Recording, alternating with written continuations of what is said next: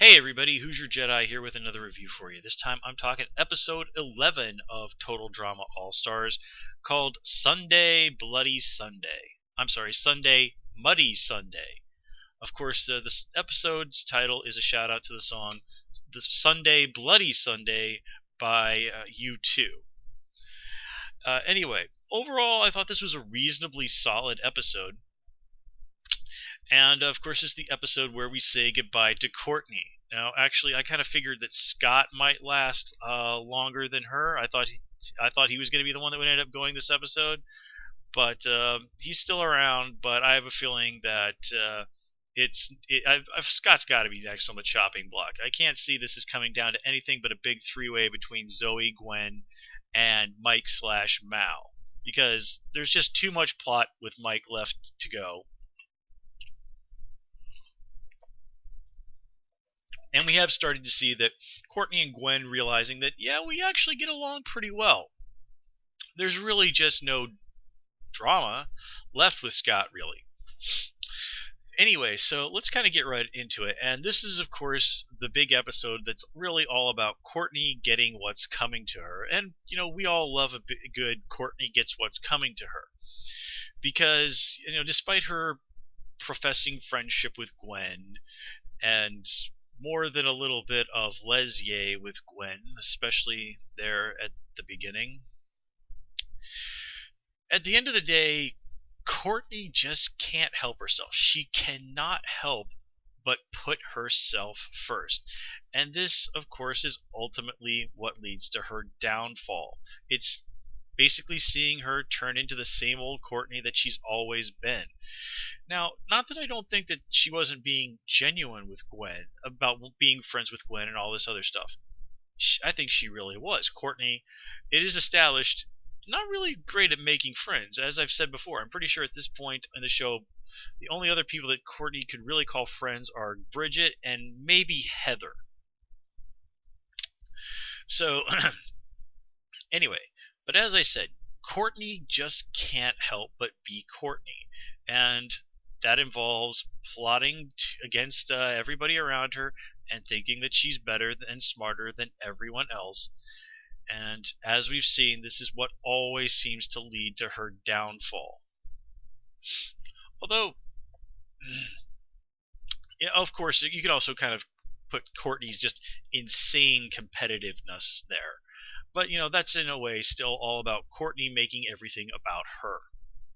And it was pretty fun to watch everybody just immediately turn on Courtney, and all of her efforts to try and secure some kind of alliance, to try and mend fences, just completely fall flat on its face. And, so many times Courtney is confronted with the opportunity where if she would just take the high road, think about somebody else besides herself for just a second, she'd have a much better chance, but she just can't do it. And, well, as I said, this is what leads to her downfall. Now, one thing I did like in this episode is that Gwen and Courtney are old sparring partners in every sense of the word. They've been bitter enemies, and now they've been bizarrely good friends. But I like that Gwen is enough of a total drama veteran that she knows how to play the game, and basically puts Courtney on the spot to do the one thing that would just be absolute torture for her, but if she were to do it, would prove that she was being genuine. And, well, it's still not enough to save Courtney, but it definitely shows us that Gwen is, not exactly lacking here. So for the most part, Gwen's really kind of gotten by on just her pluck and her surprising athleticism. In a way, she's a lot, as I've said, she's a lot like Zoe. She's just got that real kind of plucky attitude, surprisingly athletic. And here, though, as I said, Gwen is showing here using some real smarts. Zoe's still, I think, a little bit too naive to pull that off, but she's definitely been catching on with what's going on with Mal. So, there certainly is hope for Zoe yet. I certainly think that she has, if she doesn't take it this time around, she's still going to be a very serious competitor on Total Drama in the future, whatever the future might hold for this series.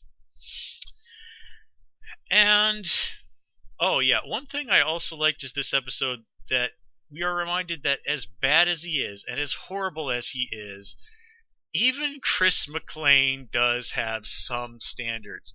Even Chris would not make the interns eat ice cream covered in bird puke. Now, granted, Chris has carelessly cost some interns their lives and made Gwen drink out of a toilet in season 1 and done, all that stuff to Ezekiel and any number of horrible, horrible things, which apparently, according to him, prison has made even better, improved him, as Chris seems to think. Oh boy. Anyway, um, even Chris thinks it's like, no, man, making people eat bird puke is just gross. And when even Chris is willing to call you out on your misbehavior, that's when you really know you've crossed the line. And yep, Courtney paid the price. And well, like I said, it's always fun watching Courtney get what's coming to her. Not really much to say on what's going on with Mike's little storyline or the hunt for the DVD that proves Mal is a bad guy. I'm pretty sure it's going to turn out that Alejandro was actually saying something like, it's hidden in the arch, or something like that. I mean, that's what I actually thought he said. This whole thing about them thinking that he said art, that was news to me. Anyway, that's all I have for you this time around, guys. As always, please comment, rate, and subscribe, and of course you can follow me on Twitter at Who's Your Jedi. Till next time, take care and have a good one.